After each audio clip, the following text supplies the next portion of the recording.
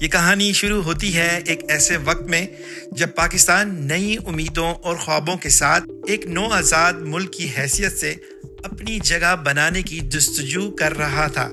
1950 کی دہائی کا آغاز تھا اور صنعتی ترقی کی بنیادیں رکھی جا رہی تھیں۔ انہی خوابوں کے درمیان ایک شخصیت انجینئر چودھری غلام محمد نے پاکستان کی صنعتی ترقی میں ایک نیا باب رقم کرنے کا ارادہ کیا۔ آپ سن رہے ہیں اردو ٹریبیون کی سٹوری سپیس اور میں ہوں محمد زنیر۔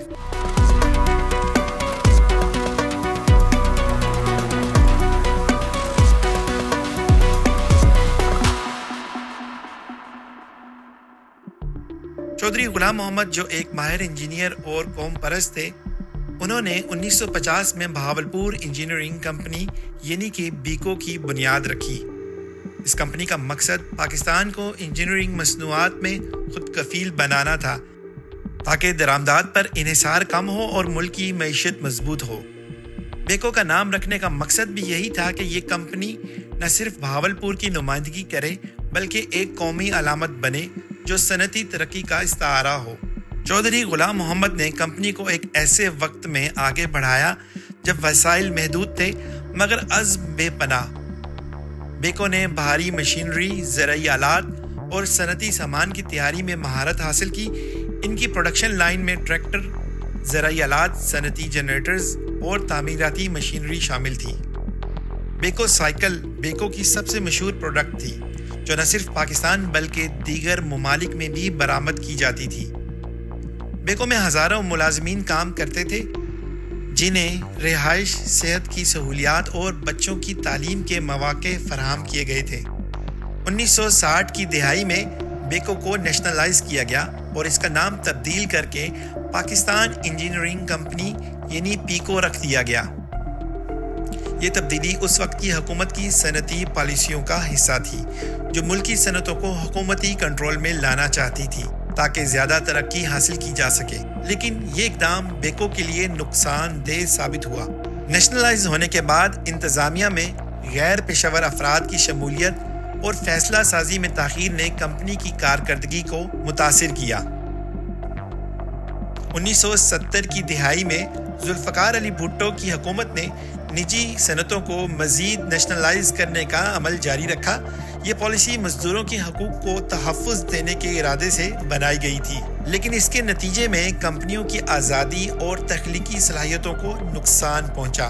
پیکو بھی اسی پالیسی کے تحت سخت حکومتی کنٹرول میں آ گئی، جس سے انتظامیہ کی کارکردگی مزید متاثر ہو گئی۔ 1980 کی دہائی میں جنرل ضیاء الحق کے دور میں نجکاری کی باتیں شروع ہوئیں، لیکن پیکو کو دوبارہ نجی شعبے کے حوالے کرنے کے بجائے اس کے انتظامی مسائل کو نظر انداز کر دیا گیا۔ جدید ٹیکنالوجی کے فقدان اور تحقیق اور ترقی کے شعبے میں سرمایہ کاری کی کمی نے پیکو کو عالمی سطح پر مقابلے سے باہر کر دیا۔ 1990 کی دہائی میں میاں نواز شریف کی حکومت نے نجکاری کی پالیسی کو فروغ تو دیا، لیکن پیکو کو مکمل طور پر بحال کرنے کے لیے ضروری اصلاحات نہیں کی گئیں۔ اس دوران پیکو کے بہت سے اثاثے فروخت کیے گئے، لیکن یہ عمل بدعنوانی اور غیر شفافیت کا شکار رہا، جس سے یہ کمپنی مزید زوال پذیر ہو گئی۔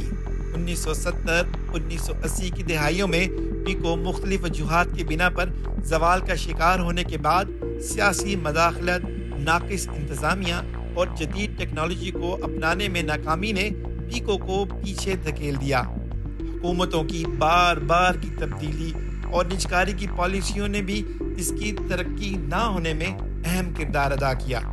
اندرونی سیاست اور بد انتظامی کے ساتھ ساتھ عالمی مقابلہ، خاص طور پر بھارتی کمپنیوں جیسے ٹاٹا اور ریلائنس کی کامیابی پیکو کے لیے ایک بڑا چیلنج بن چکی تھی۔ ان کمپنیوں نے جدید ٹیکنالوجی اور مؤثر انتظامیہ کے ساتھ اپنی جگہ بنائی، جبکہ پیکو ان معاملات میں کافی پیچھے رہ چکی تھی۔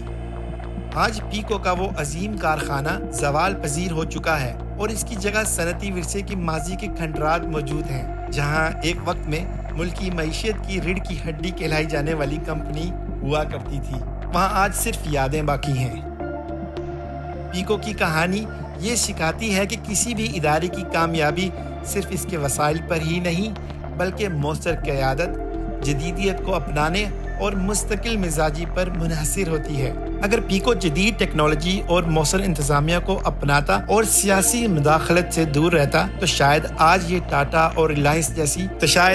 اس کا شمار ٹاٹا اور ریلائنس جیسی عالمی سطح پر معروف کمپنیوں کی فہرست میں ہوتا۔ آپ سن رہے تھے اردو ٹریبیون کی اسٹوری سپیس میں پاکستان کے اداروں کی کہانی، جس میں عروج و زوال کی داستان رقم ہوئی، اور میں تھا محمد زنیر۔